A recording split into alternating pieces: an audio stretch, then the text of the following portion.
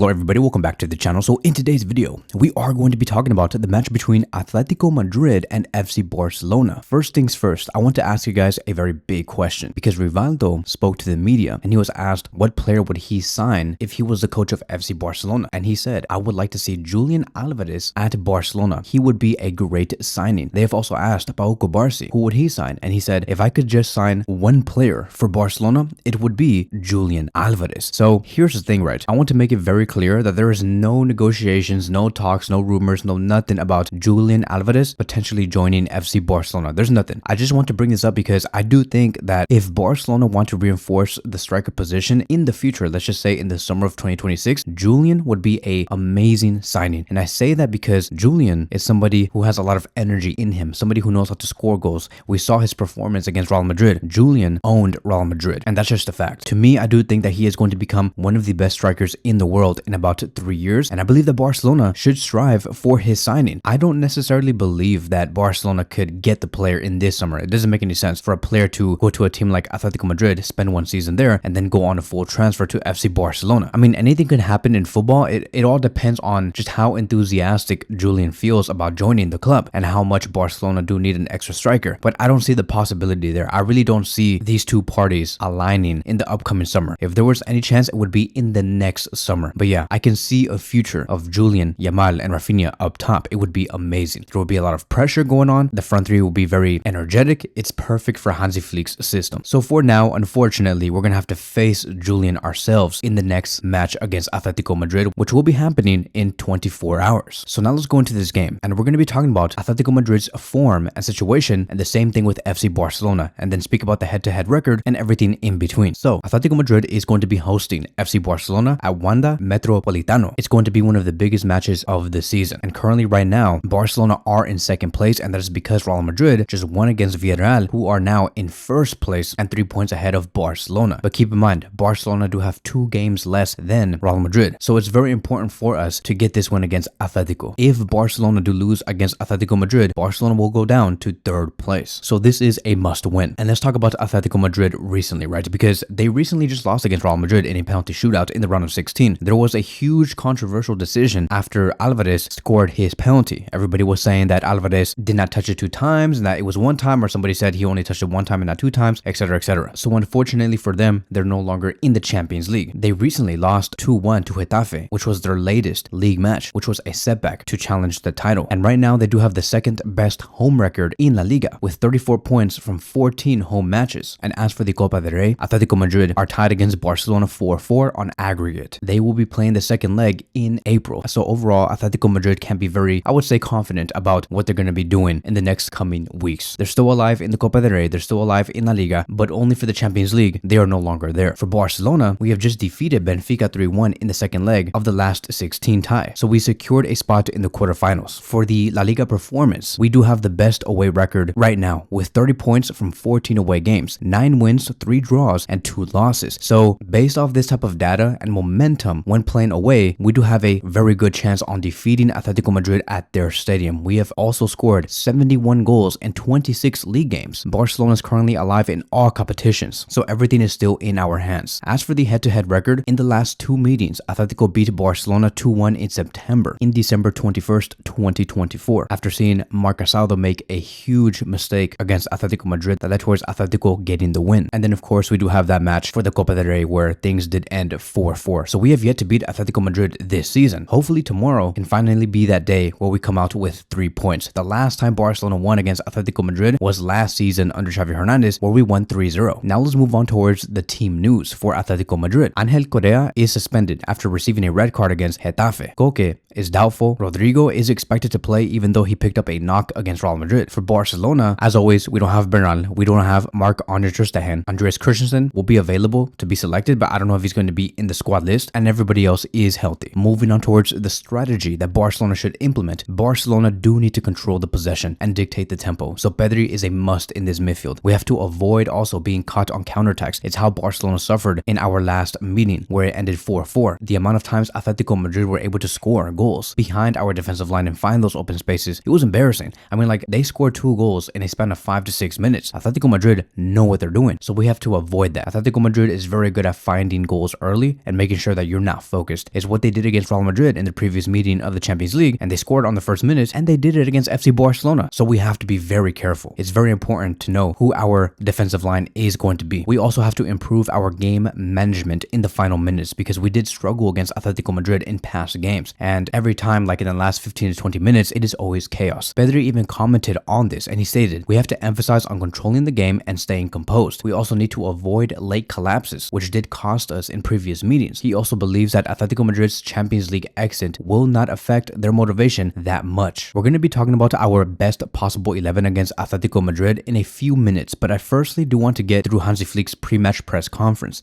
and so this is what he said in regards to the preparation against the team. "I see Barcelona very focused and eager for this tough match. We need to learn from the past games. The team is fully committed." He even spoke about Atletico Madrid's squad depth, and this is what he said. "Atletico Madrid has a fantastic squad, not just 11 players. They're at 100%. I don't think there's much difference in that aspect. To beat Atletico Madrid, we need to stay focused from start to finish. In the first match, we lacked concentration at the beginning, and in the second meeting with them, we lacked concentration in the end. We need to learn from that." And that's what I said earlier in this video, right? I did state that we need to be very focused from minute 1 to minute 96 or whenever the match does end. We cannot put our guard down and let goals leak in the first 5 to 10 minutes. We have to control the game, and it goes the same way in the last 10 to 15 minutes. We cannot put our guard down just because we're winning 4-1, 4-2. Look what happened to Barcelona last time. We were up 4-2. Atletico Madrid came back 4-4. So Hansi Flick is taking charge on that. Then he stated, "The match against Atletico Madrid is tough, but it's just one more game. Winning gives us confidence, but there are strong teams like Real Madrid and Athletic Club. This league is not easy. We must stay focused and reach our potential. I will be very happy." Which is now going to lead us towards our predicted 11, and this is going to be mine, right? It's going to be Szczesny in goal, but if you look at the defensive line, I did place Araujo, Cubarsí, Balde, and Jules Koundé. I know some people are going to be saying that we need Inigo Martinez at the back, and to be honest, I do agree with you, but for some reason, I need somebody like Araujo at the back because one of the players that likes to run down the left half space of the field, it is Julian Alvarez. He runs there a lot, and he looks for those runs behind the defensive line, and I do think that pairing Jules Koundé and Araujo together on that side is going to be very important. We also do need a center back that is very technical, and that is Cubarsí, because we have to pass out from the back very well because Atletico Madrid do press us, and Cubarsí is very press resistant. So all in all, I would say that Cubarsí and Araujo is the best center back pairing. But to be honest, like I've said, if Inigo Martinez gets chosen, whether he plays on the right center back position for Araujo or Cubarsí, it does not matter because to me, Inigo Martinez has been one of the best center backs in La Liga, but this is going to be my prediction. As for the double pivot, it's going to be Frankie and Pedri, and for the attacking four, it's going to be no other than Lamine Yamal, Olmo, Rafinha, and Lewandowski. It cannot be anybody else. I do think that Olmo currently is better than Gavi in the number 10 position, and then as for the left wing position, we don't have somebody who can compete to Rafinha, so obviously Rafinha has to be there, and he's been very important in big games. Lamine Yamal as well, and Lewandowski, I just pray that he does not have another stinker, because even though Rafinha and Lamine Yamal and Olmo do get the job done, Barcelona can do even better if Lewandowski was on top of his game. I know that he is our top goal scorer in the league, but bro, like Lewandowski can do so much better. The amount of times he misses chances per match is insane, so we need much more. I do think that what we are missing for tomorrow's match against Atletico is for Lewandowski to get a brace. Lewandowski needs that, and hopefully he does. So that is it. That is going to be wrapping up today's video. Thank you guys so much for watching, and I will see you guys in the next one.